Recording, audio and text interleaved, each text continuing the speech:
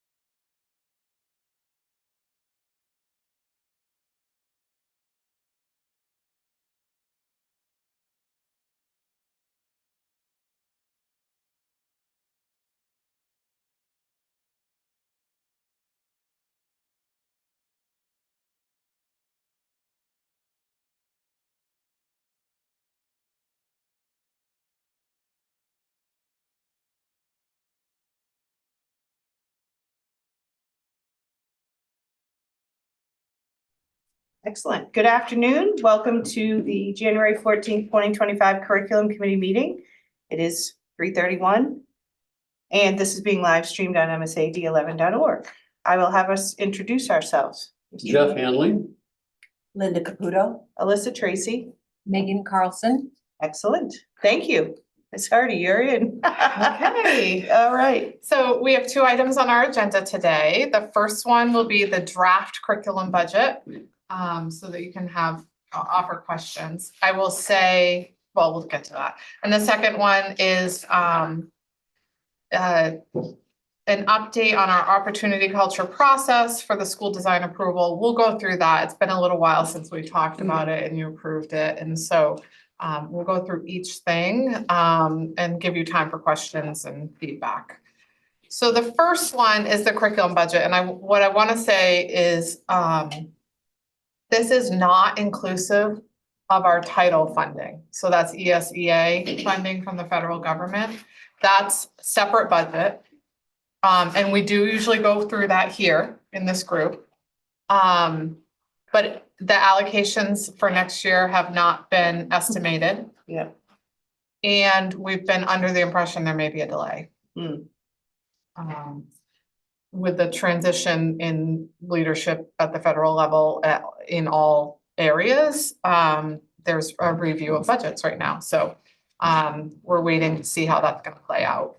And so when I have updates on that, we'll go over it. We'll compare this year's to next year's allocation and what that means for us. And It looked like generally the biannual budget said the amounts for schools allocations were going to at least stay the same, but who knows, for right? the state budget. For the state, Yes. yeah. The statement is that the draft Right, suggested the full 55% of the Right. school, of the budget, Yeah. the allocation towards schools would be awarded. But that's a draft. and Right. It's still Exactly. early. Yeah.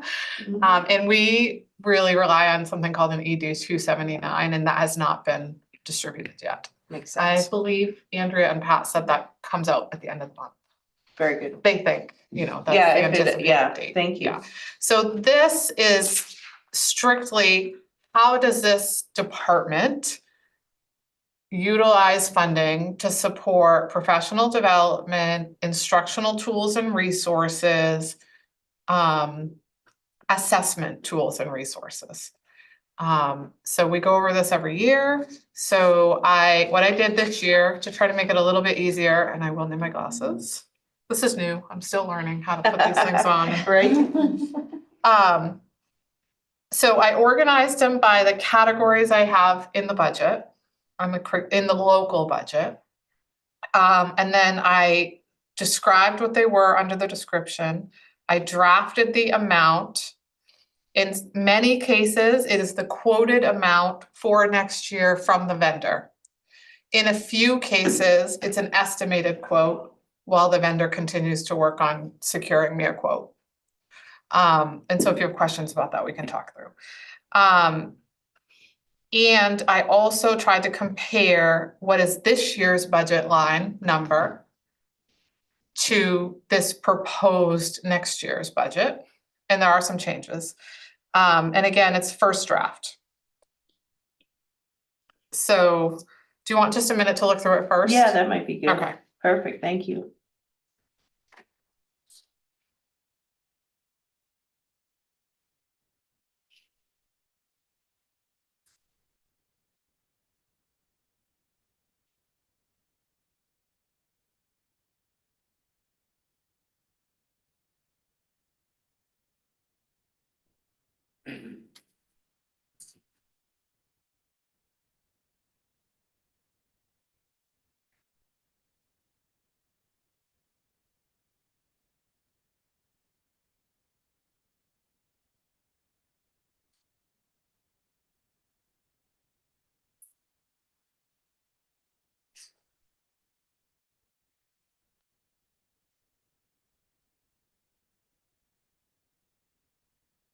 Very good. Good more time.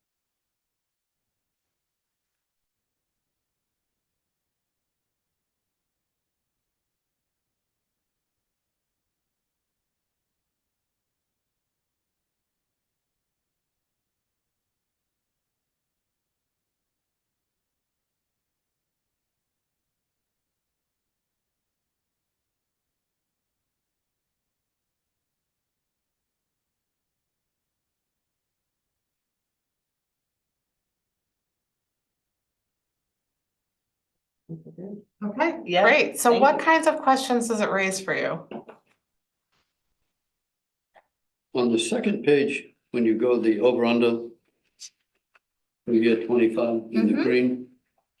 What is that, a tally of everything above? So, yeah, from everything above, within just the curriculum, instruction and assessment budget, based upon either the actual vendor quote or the estimated vendor quote, first draft Okay. So it's showing overage. you're showing the 26,000 is being compared to the 24,000. No, it's over, so I did a comparison per line, and then at the end, I went through and calculated it out. So Okay. right now, this budget is 26 over last year's overall budget. As first draft, 26,000 higher than last year's? yes. Considerable. And so is that higher predominantly because the cost of things have gone up or because things have been added? Maybe, So, yeah, like a cou- observations, like we approved US History AP and that's a cost. Yeah, so there's a couple, $10,000. there's a couple bigger ticket items Yeah. that are impacting this. Mostly because many of the other costs on here are incremental increases Right. based on a license from year over year. Everyone's increasing their Yeah. license costs, and Yeah. almost nothing came in exactly the Right. same. And so those two items that are really influencing this would be in the first section, conferences, professional learning.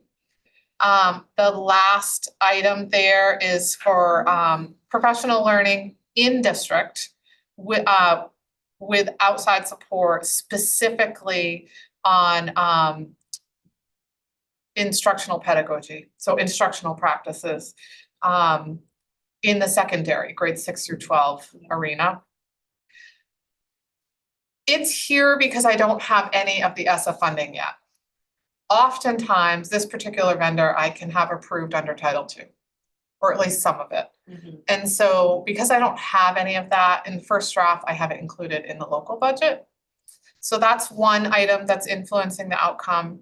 The other is further down on the first page, under instruction supplies. And as you mentioned, Alyssa, Yeah. near the bottom. So there's some textbook purchases this year that are new. So lab physics, we're looking to have a set of 26 textbooks. That the last time we ordered textbooks for lab physics was 23 years ago. I think it's time. Wow. They're a little worse for Crazy. wear and not entirely current. There's been some changes. Yep. I went actually through the textbooks yesterday with the department chair. And just because it was the first time we were able to meet, even though we had discussed this earlier, there is a process for approving the actual textbook and it will come to you. So this is the estimate, based on kind of a scan of vendors and how many we need and what that would typically cost us. It's a one-time purchase for obviously a period of Yeah. time. The last time was 23 years Yeah, right. ago. And so they will be starting the review process, and it is, I have it pretty well scripted, on how it works and how we do a comparative study and what we're looking for. And then all of that comes to you, before they can actually purchase the lab Okay. physics books. Yep. So that will happen. And then the second one is the AP US history text. Yeah. When we approved all that, we've been teaching AP US history, but a couple things happened. The texts are, 5th edition. We're in 8th edition now. We try not to buy the books every year. That's not necessary. There's enough online resources to make sure we supplement with anything that's current, to make sure the students have learned. I mean, not everything in history is changing, right? Yeah, right. So, we do supplement to make sure they're prepared, but also because we are anticipating more students to enroll, it's not changing workload. We went through this. Yeah. It's going to reduce sections in AP US History 1, 2, and 3, 4. Add the section in AP US History instead, so it's just in lieu of. Right. We don't have textbooks in social studies at the high school. So we have. Are they Nope. printout, so they do it online? We have a Everything's number of online. online resources that are current and up to date for the US history, but AP US history requires that there's more rigorous updated material. And we're actually looking at 2 texts, which also will come to you. So this is a broad estimate. We Right. might be able to get it lower. And we're trying to figure out the volume, how many. So I estimated high on the number of books we'd actually need.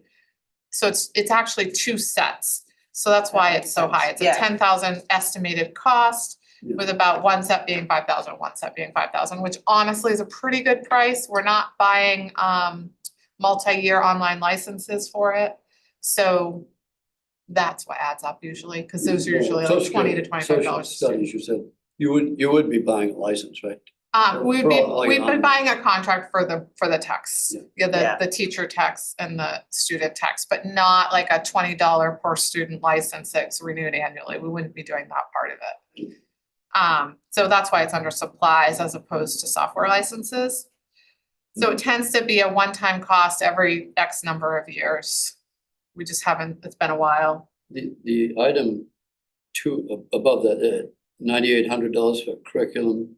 Yeah, so stuff. those Are workbooks, are they a one-time use workbook? Those are one-time use workbooks. So at the elementary level, a lot of the math textbooks now are one-time use textbooks. So that's a That's an recurring purchase annual. every year. Yeah. So we've done a couple things in math at the elementary level. We have actually 2 math programs running.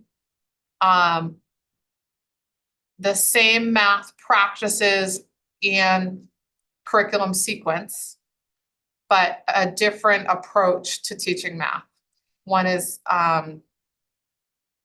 has more small group instruction and spiraling, and one is a little bit more facilitated and structured. I'm analyzing the data across both of them pretty routinely, so at our next data meeting, we'll actually go over that. To see, because I'm trying to make sure that if one program ends up proving better than the other, we'll lean in that direction.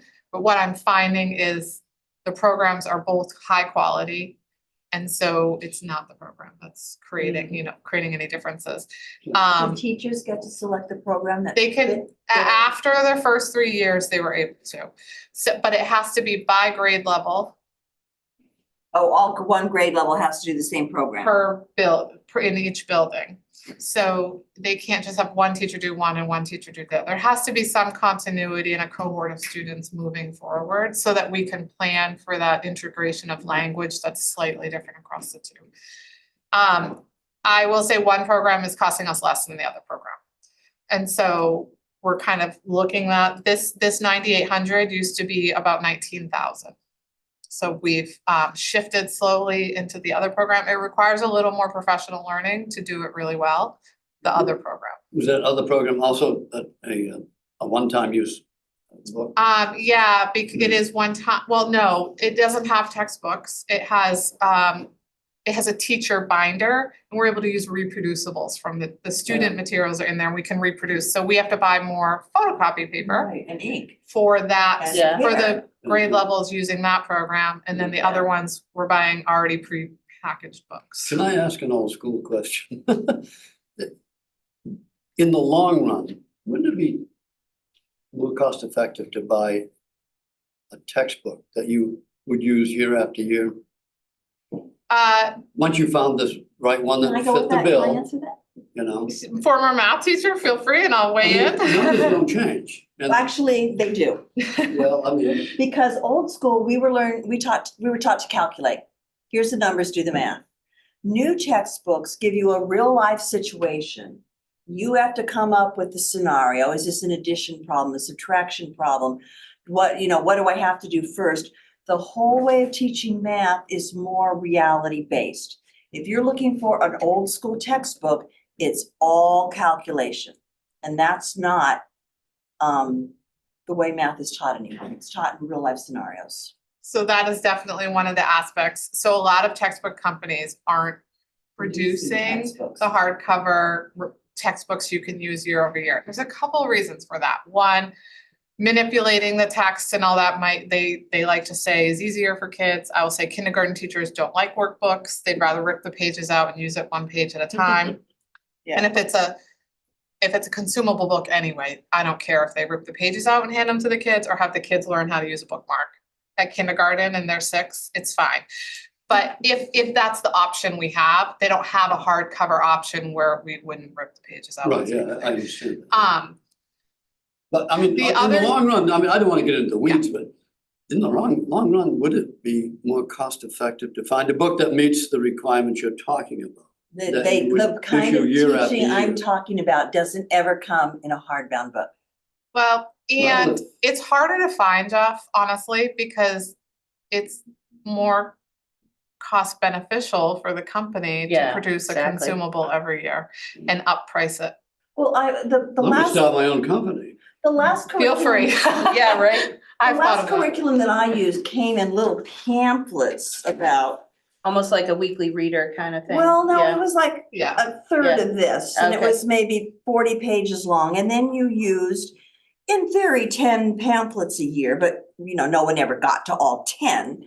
And then the great thing about that is if Joey dropped it in the mud puddle, this was $15 to replace instead of a math book at $175. Right. Math textbooks are very, very expensive. I don't know why. Maybe all textbooks are. they are, a lot of them They're are very very expensive. So they kind of go to these modular things.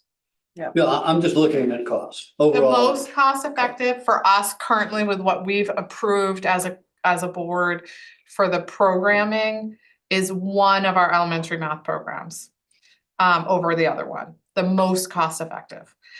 It requires a lot of professional learning and ongoing coaching and instruction, and we'd have no elementary math coach anymore. Oh, Right? We moved the person to the secondary level and we never Mhm. hired for a second math coach. We cut the position. right. Right. So I have to be realistic.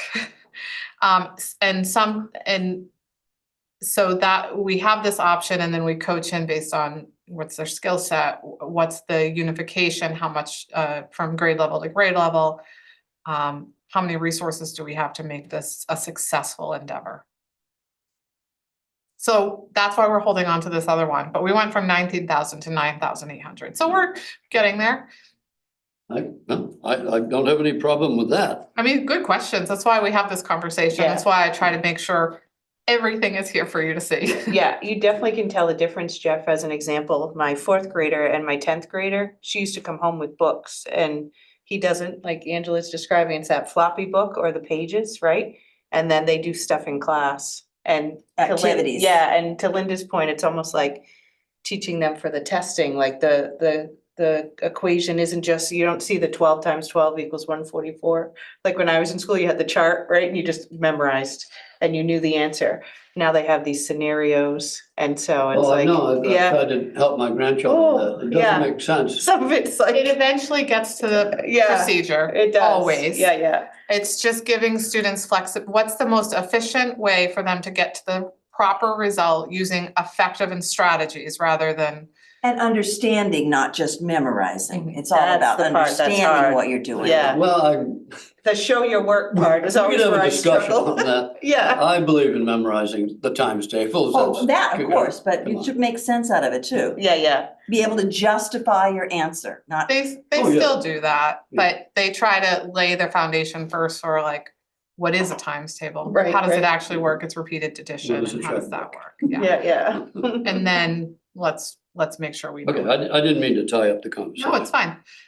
Anything else? So those are the 2 items. One, we might be able to shift. One, I'll be able to, once we get the forms filled out for the textbooks for US history and review them and we'll bring them to the table here and you'll approve hopefully or not. Mhm. And then that number will become more clear before the budget cycle's done. Yeah. So that it will move from an estimate to an actual. No, I'll keep annoying you then. Yeah, what else do you have? On the first page, on the very first block, the focus area, stipends and curriculum. Yep. What does that mean? When you total up those, which number is that? Is that the 48,000 Oh, yeah. or is it the 38,000? So Are we the looking at the proposed? first 10 is not calculated in 48. It's a different line. So it's by line. So if it only had one number in the line, I didn't put a bold number under it. So stipends, that's anytime a teacher is working on curriculum, either with me, usually with me, sometimes with an instructional coach. It's a strategic process. It's not just a teacher prepping or creating lesson plans. And it's any time that they're doing that outside of contract hours. And then we pay 1% of base salary for their hourly outside of contract hours pay. And so I try to take that into account and create an estimate. We've been pretty consistent about this number since I've been here. This has been the same. Actually, it was double it. I brought it down to 10. It includes some summertime curriculum planning and some after hours curriculum planning. But again, not individual lesson design, not stuff that teachers do during their prep periods. My question that concerns the totals at the bottom of that. Yes, and so One this, is for the fiscal year 25 for 38,000. right, so that's last year from the second line, conferences line, down. Last year was that amount. This year is 10 more, and that's mostly from that last item there for the instructional strategy training for the grade 6 through 12. That's what I want to know is where the increase. That's really where the increase is. Most of the increase is because of that. And so I removed a few items that we have this year that were about 8,000. And then I added 18. So there's a $10,000 difference right there. Any And explanation why that's so much more expensive? because it's real life people coming in to do the training here on site for 10 to 12 days over time. overtime, not 10 to 12 days at Like, once. oh, yeah. And Jeff, that's the one line where when I get our title allocations, the ESSA allocations, the federal funding allocations, Mhm. I sometimes can move some of this into Title II, which I have in the past, but I don't have that right now. So for now, I drafted it into the local budget. But before we go to, Andrea creating the giant budget for you all, Mhm. we should hopefully Keep an eye have on some it. ESSA allocations to work with and decide if I can move some of this over there. Because Title II is specifically professional development. So that's why some of those dollars could be shifted. Okay, thank you. Anything else on this? Yeah, let's keep at this. Okay, I'm gonna drive you out of your mind. well, that's why we're doing this. About mid-page, instruction supplies. Again, when you total, it's $27,080. Mhm. And then you give the numbers for 25 and 23. You wanna know why I did that? Why'd you do that? Because last year was 13-ish. But in 23, it was 19-ish. So you can see this particular line tends to go up and down depending upon varied needs. I try to make up for it in other lines. If this line has to go higher. This line is significantly higher in this year, mostly from those textbooks. Right, okay. Because we don't buy textbooks every single year. Okay. So we bought middle school textbooks in social studies 2 or 3 years ago. This line, that was probably actually FY23. The line went up pretty high. Okay, that explains. Yep, so that's usually what it is. And Andrea is always guiding us on like, do your best to keep it as close to, even year over year. Right. And then adjust where within your big lines, swing, adjust to yeah. make it. Any chance of shifting that money into the federal world? The shifts that might be able to happen, I'm still negotiating with Lexia up under software licenses to see if I can reduce a little bit of costs there. And so I'm looking there and under assessment to reduce some that might make up for some of the instructional supplies line. And when we get the actual quotes for the AP US history texts and bring them to you, it might be able to bring it down a little. This is one of those things, it's January and I'm trying to Yeah, get it's a stuff squared puzzle away, piece, but yeah. we need a few more weeks to finish up. But I always try to estimate a little over just in case, and then we can bring it down before it becomes the full board finance committee review process. One more thing. Yep. You used an acronym earlier, GEP. Maybe I didn't hear what you said. GFP, the GF. Maybe, my hearing isn't. No, that's okay. I'm just thinking. Do you know what I said? I thought it was GEP, but maybe I was wrong. Do you know what I was talking about besides that? Well, that's when we first sat down and started speaking, and I don't. I wish I could remember the context. Growth, was it the growth No. process? I'll go through my list of the acronyms we have. I know I talked right away about the ESSA Title I funding, Title II, Title IV, and Title V that we get, and that we're waiting to get estimates and that those might change. Okay, maybe I didn't hear you correctly. Or I'm not remembering, Jeff, but we can maybe unpack it as we go through this. You might see If I hear it something. again, I'll stop you. Yeah, please do. I try not to do that, but sometimes it happens. Any other items on here that you're like, what is this? Why would we do that? No. You'll see things in here for handwriting instruction because you have an approved curriculum on that. Print and cursive and keyboarding. Mhm. Keyboarding actually technically falls within our handwriting curriculum. Well, it's another efficient means of communication. Communication, yeah. Having flexible strategies. Oops, I found a spelling error. Trying to see if there's anything else I remember being new. On the very last page, the last item, where the difference between 25 and 26 is 8,600. What drove that cost increase? Good question. So some of the things that I'm responsible for with curriculum actually by rule show up in school budgets. But my name gets attached to them because I'm responsible for negotiating and getting the best price and Oh, yeah. there's really no negotiations, but I can get things in bulk rather than per building and make sure that everyone gets the resources they need. So that's what sort of these are here. So I just figured you should know what they are. What's driving that cost? A couple things. Let me just quickly look before I say. Most of these are the same. The high school at the very bottom, Jeff, Mhm. $1,500 there. We have learned that we are still working strategically to help increase the reading proficiency level of a core group of students who sort of fell behind. Well, probably were a little behind before the COVID era. We have shifted a lot of our practices and we're able to see what that looks like. And then on top of it, there were a number of students who struggled and it's taking a little while to kind of get them caught up.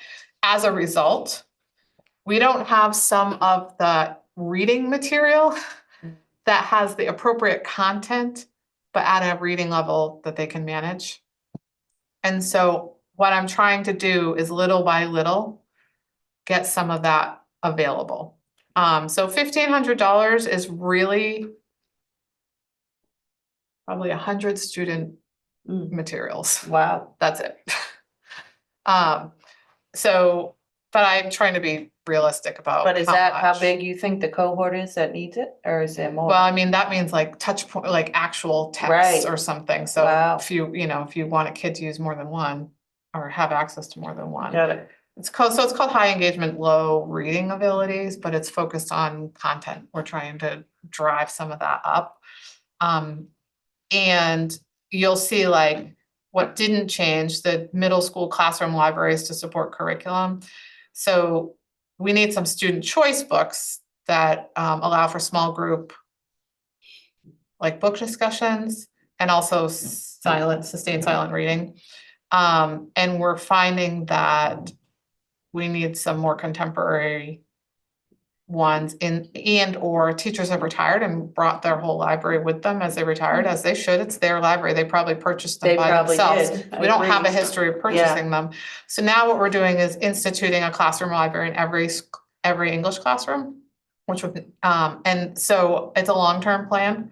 So $1,500 there will buy, I think we said 20 books per classroom per year.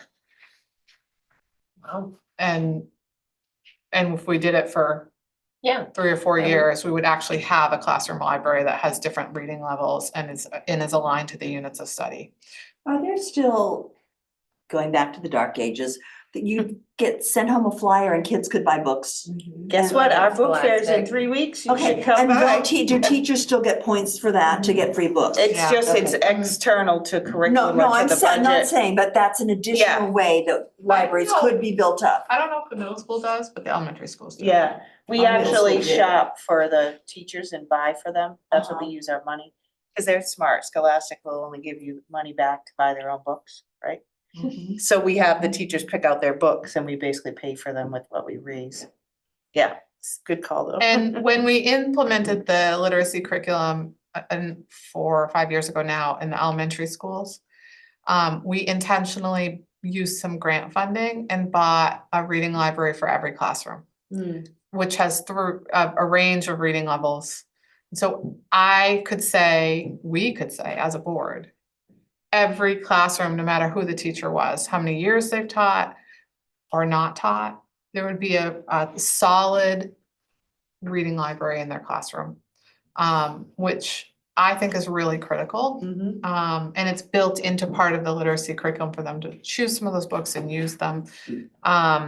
So if you're a brand new teacher and you were a kid working with a brand new teacher, you weren't disadvantaged because they Right, didn't right. yet have enough of their personal money to buy books for their classroom. Yeah.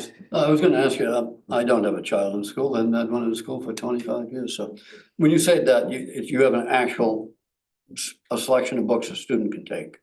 And yeah, then we ask they bring them back, but yes, they use them for like independent reading, they bring them home to read. Yeah, and then the teacher usually has sort of a sign out procedure or a little bag procedure. Yeah, because not all students have access. Or they just want a broader range. There's some really cool books, like we've gotten some really neat things about nonfiction. That's the other thing, is a lot of our classroom libraries didn't have a lot of nonfiction books, and there's a number of children that's really all they wanna read. And so these libraries were 50% nonfiction, 50% fiction. So that was nice. So we're trying to then we get to the middle school and we were like, oh. Now what? Yeah, Now what? yeah. So that price is the same, but I was just trying to compare, like, and in the high school, they have they've over years purchased text sets for their units of study in their core English classes, of course. But what we're realizing is we don't have anything to broaden that across the classrooms and for kids who are really struggling.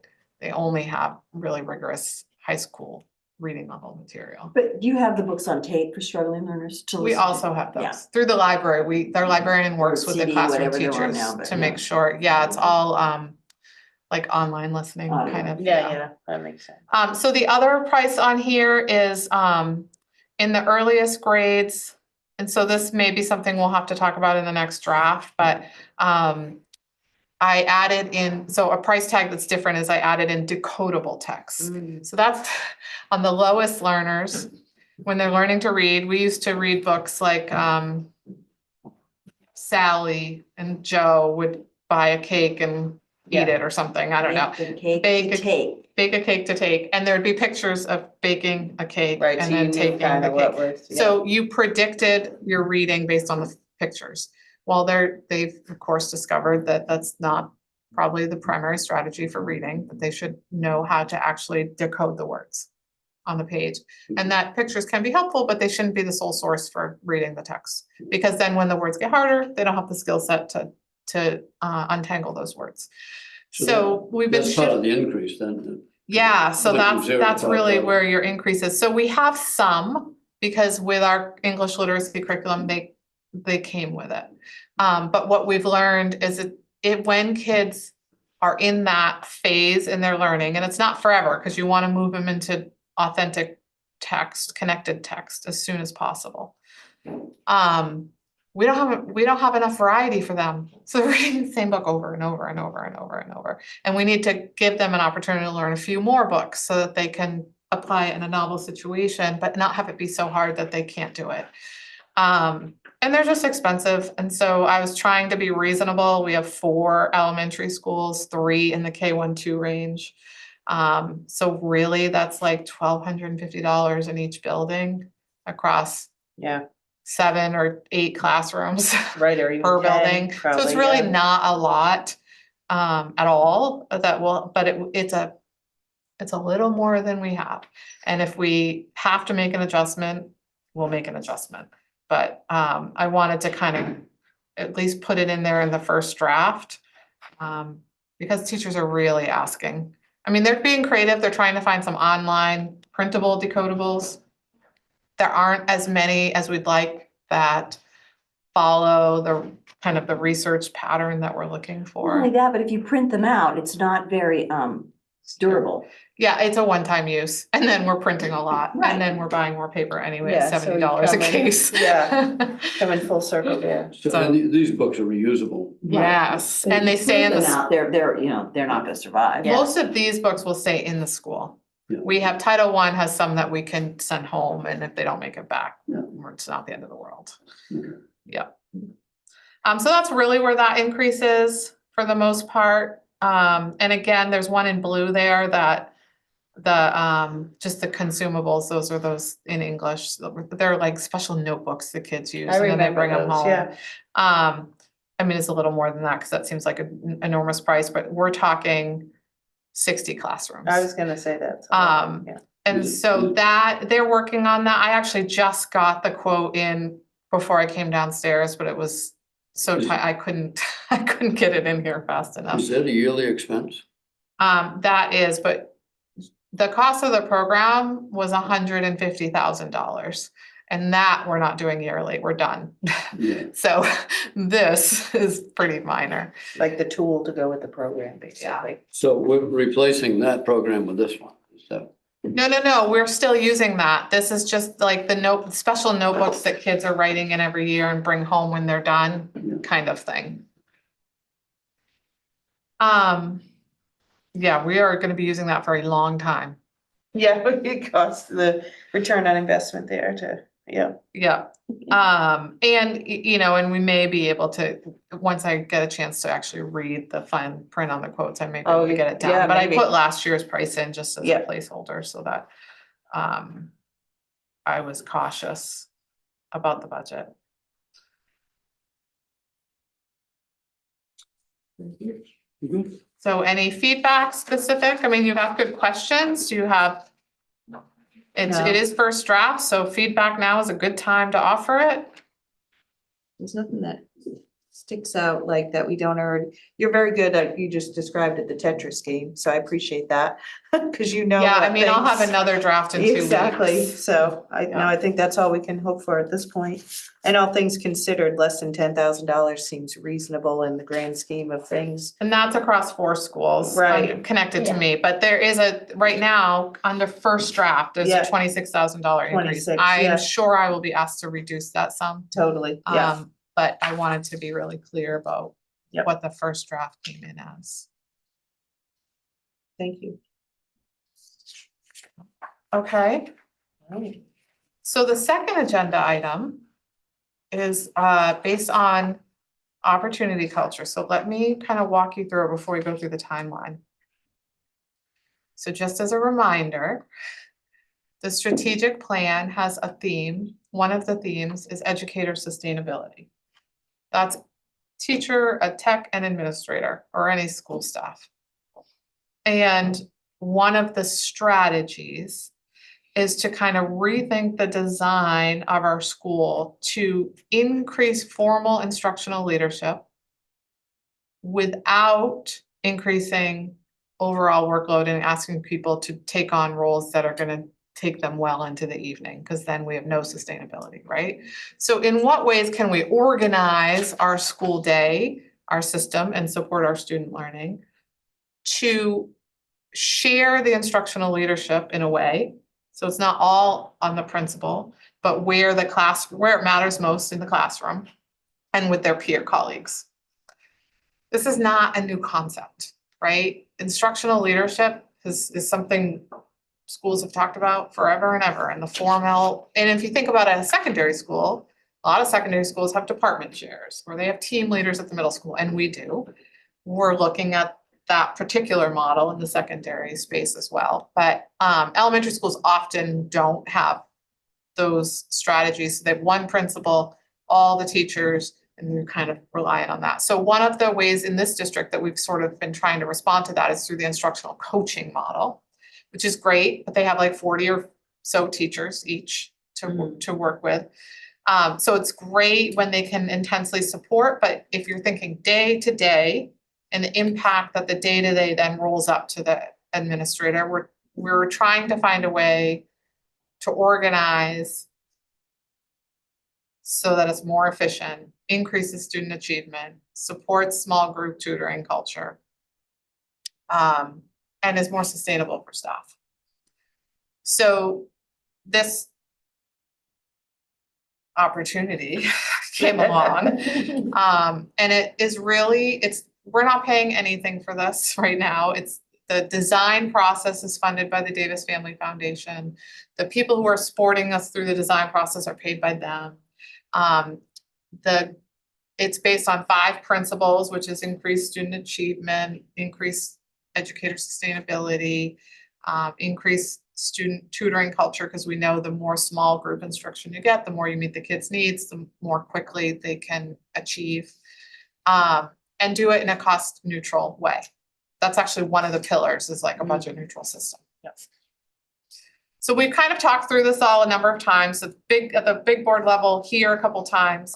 But when you don't hear about it for a while, I wanted to kind of bring it back to our radar. So where we're at in this process is school teams with their leaders have been meeting a few times this year with me and our external partners, going through a structured vision and redesign process, resulting in proposals from each school on how they would like to, in year one, which would be next year, slowly start to phase in this approach across 3 years.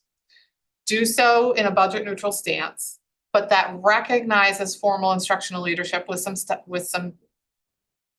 stipends for the leadership role they're taking. And reorganizes the support structure so that people get the in-classroom support they need, the analysis of data and coaching support they might need or want, and then looks towards the bigger picture at the building level with the principal. So on the timeline here, we've done the design process, and they're presenting next week. Nice. Each school team is presenting to the district team, which is Terry and Pat and me and Jeannie, our association president, and an instructional coach, and the Davis Family Foundation, and Public Impact, which is one of the organizations helping us, and Great Schools Partnership. And it's in a virtual world, Yeah, so we can get everyone together. The staff on the team actually are doing the presentation. The administrators on the team are only there to help answer questions, so that we're sure that it is a staff-led investment, but that it meets all the criteria. So next week, we have 2 half days set aside. Each school has 1 hour. So it's not the whole school, but the people on the team will carve out an hour, and they're going to virtually present. We have a rubric, feedback questions, and we will listen, we'll ask questions and answers, they'll answer. Then we'll share written feedback on their plans, and they'll have those back in a few days, and then they'll have time to adjust their plans based on their feedback and resubmit at the end of the month. And in year one, there's language here, so just so you know, an MCL is a multi-classroom leader. In other words, kind of like a mini instructional coach, but only with the people on their team, not the whole school or the whole district. And they're still teaching. All of our models still have them teaching, but they get a little extra release time, and they've reorganized the day so that the students don't recognize that anything's really Right, right. different. But the teacher has a little extra time to go in and watch another teacher teach and provide feedback or model or work with the team on their data or their assessment process or something. And then those people will work with the administrators and instructional coaches so that there's a more direct ongoing feedback loop and support system. The support's what's critical to me. So those positions are not full-time separate positions added to the budget. They are, and for them to figure out the stipend, there's a table, and it's got to go through the board. So this is all, there's a few steps that are coming through Pat to make sure it's fully approvable. But the stipends have to result in a budget neutral process in the building. So they had to look at their building budgets and say, can we remove stipends here and use them here? There's an open position here that's never been filled. Can we use half of it to help with the stipends and then reduce the budget by part a little bit, right? So they had to think creatively about how to manage it. The whole idea was to not add to the budget and still allow for this more like long-term instructional leadership approach. So if all goes well, including the upcoming meetings with, finance and policy, I think, then we would post internally for the positions with applications due in March. And then this is what's different. all of our hiring is usually done by building and so this would be people interested in this type of leadership role would apply. And then they would go through a screening process with the district team first. And that's to ensure we kind of have a standard Right. and we're equitable across the district on what we really expect an instructional leader to look like, have skills in, and be their disposition in, and that sort of thing. And then if they pass that round, they go into what we call a school-based pool. And then buildings will then have their teams and interview any of the candidates in that pool. So it could be someone from their own building or it might be someone else from another building. And then they'll offer based on what they think, who they think is the best qualified, and that person will decide if they want that role or not. So you might have this person be teaching in another school? You No, would transfer. they would, that gets a little tricky, so it's more likely gonna be secondary and elementary pools. Right, because we have certification issues. We've talked a little bit about this. Right. This is a little bit in the transition, that would be a little tricky, but we think we can still manage it. It is not haphazard. There's very clear criteria, there's a rubric, there's a behavior interview process, which is different than a typical interview So process. so you already have the outline how to interview people. Yeah, and been trained in it. Mhm. Yep, and so if this all goes well, then we have the interview process outlined here, then this timeline for the school-based process. And the reason for that timeline is so that if there's any implications with a teaching role, so someone moves to another building to Right. take on, someone's a fourth grade teacher here, but they want to be an MCL there, so they're gonna teach third grade and be a leader in third grade over there, then that fourth grade position all of a sudden opens up, right? We want that position to open up when positions across the state open up, not 2 months later. Yeah. So we backtrack this all so that when we're advertising for any open teaching position, because someone's retiring or resigning or moving, or they've transitioned roles, it's all at the same time. So that we don't end up behind the 8 ball in the hiring process. So then in May, the district team will come together and just refine anything that needs to be refined. And we will offer summer training. It's part of the agreement of taking on the role. And that's me and an external partner will be offering, and the coaches will be offering a training in the summer, how to do this job. And it's pretty extensive, and then we'll include some ongoing training throughout the year. And then just so you know, the team presentations are also outlined here. So I just didn't want you to be out of the loop. I wanted you to make sure you knew, like, we're making progress. Our elementary teams feel really confident. Our secondary teams have like 2 pathways going forward. One is like, we want to solve for this problem and we could do instructional leadership this way. And we want to look at our current formalized instructional leadership model and how could we make that better? So now what they're trying to do is what That's a comes lot. first. Yeah. And they have to decide the chicken or the egg, right? And that's what they have to present and make a 3-year plan around. So that's what they're kind of working through right now. So it's kind of exciting because it's good work and it's easy to not put it off because the day-to-day work is so intense in schools that it's hard to coalesce groups to like do the critical thinking that has to be done.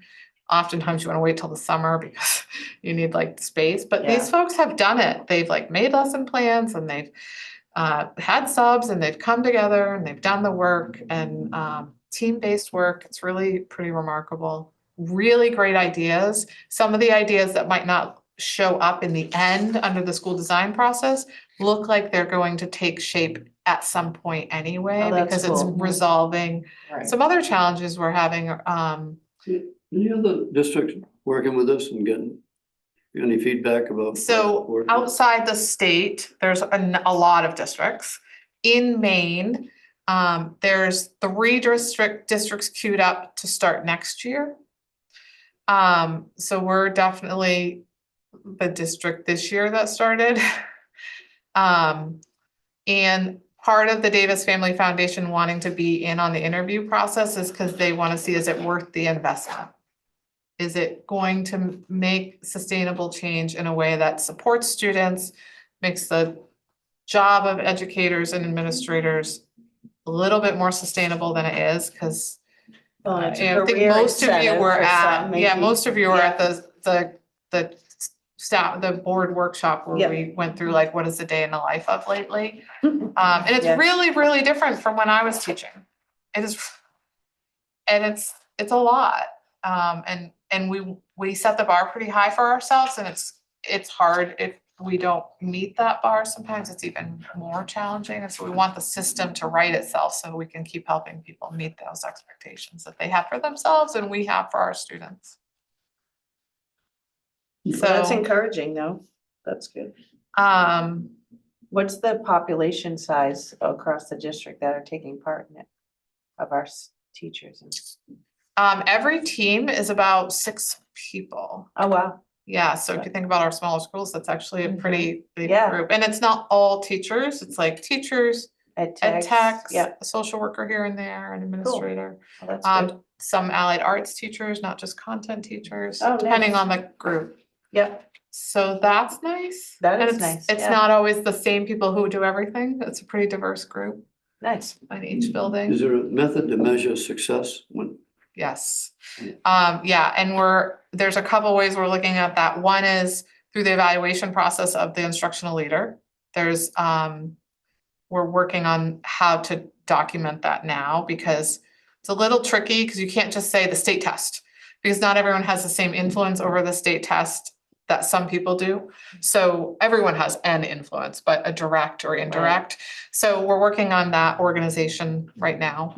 And then over time, we're using the strategic plans metrics that you have at the beginning of the strategic plan to use this as a strategy to leverage growth in those metrics and the key will be trying to figure out which one of the strategies has a greater impact over those outcomes.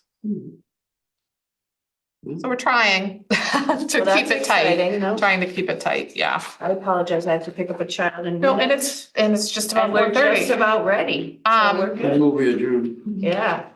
Can I ask one Yeah. question? Sure. In March, as part of this work, the external partners are trying to meet to finish planning, do an 8-hour planning session for summer training, and they've asked that I participate, and it's in Portland to get the people from all over together. And it's from 8 to 4, and it's on our March curriculum Oh, we day. can move it. Can I Yeah. move it to March 18th instead of March 11th? It would be one Yeah. week later. I think so. Yeah. Approved. Okay, Done. Thank you. And yeah, Yeah. whatever you can get from that, that's awesome. now go for it, Beth. Do you want to say that again? Move to adjourn. I move to adjourn. So, there we go. 427. Thank you all. Thank you. I appreciate your feedback.